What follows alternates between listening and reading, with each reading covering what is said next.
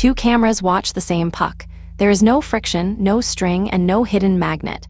Camera 1 records a perfectly straight path at constant speed. Camera 2 records a path that bends sideways. One puck, one experiment, two different trajectories, and both cameras are correct. The mystery is not in the puck. It is in the moving grids the cameras use to measure it. Welcome to reference frames. A reference frame is more than a point of view. First, choose an origin, the place called 0. Attach coordinate axes so every event receives a position. Add synchronized clocks so every event also receives a time.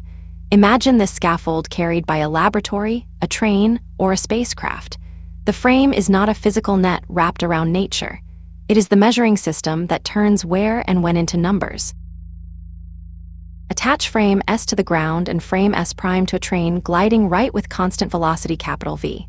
A puck resting on the train has velocity 0 in S', but velocity V in S.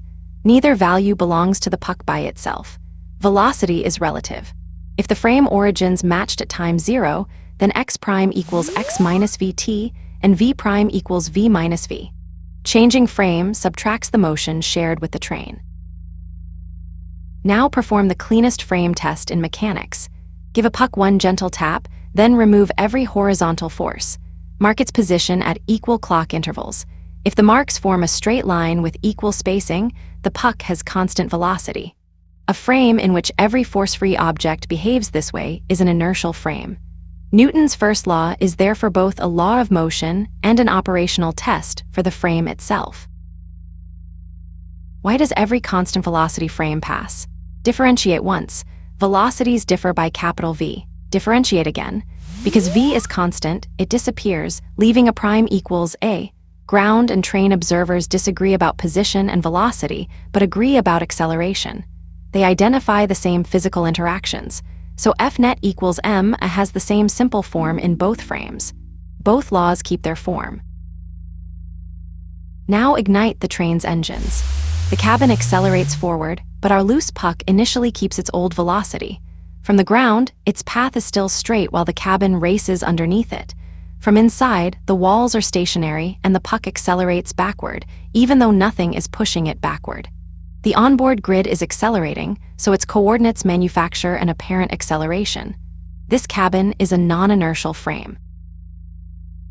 The extra acceleration is precise. Let capital X be the cabin position in the ground frame. Then x' equals x minus capital X. Differentiate twice. A prime equals a minus capital A, multiply by mass. M' equals F real minus M capital A. Call the extra term a fictitious force. It comes from the frame. The measured motion is not imaginary. Acceleration is not only a change of speed, it is also a change of direction, so a steadily rotating platform is non-inertial. Launch the puck across it. An overhead inertial camera sees the puck continue along a straight line. A camera bolted to the platform turns its axis while the puck travels, so the same trail curls across its grid. Again, no sideways interaction is required to bend the recorded path. The measuring scaffold itself is turning. In the rotating description, two corrections become especially visible. A puck held at rest on the disk seems to need an outward centrifugal force to balance the real inward contact force. A puck moving across the disk acquires a sideways Coriolis term. These are not new physical interactions attached to the puck. They are bookkeeping terms generated by rotation. Add them, and Newton's second law regains its familiar form inside the rotating frame.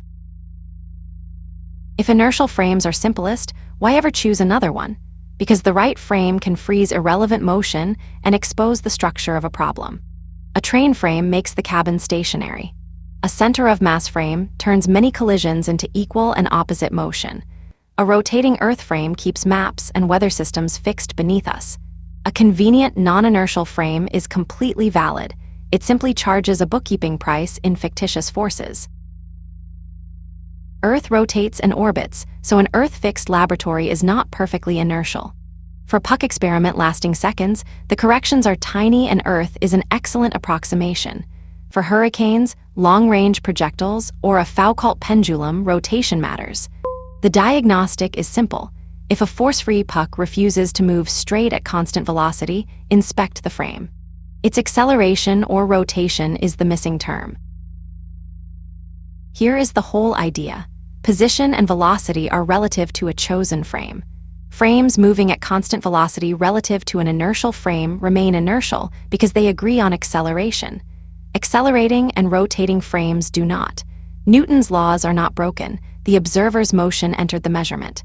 Account for it with inertial forces. Before solving, ask one quiet question: from which frame am I measuring?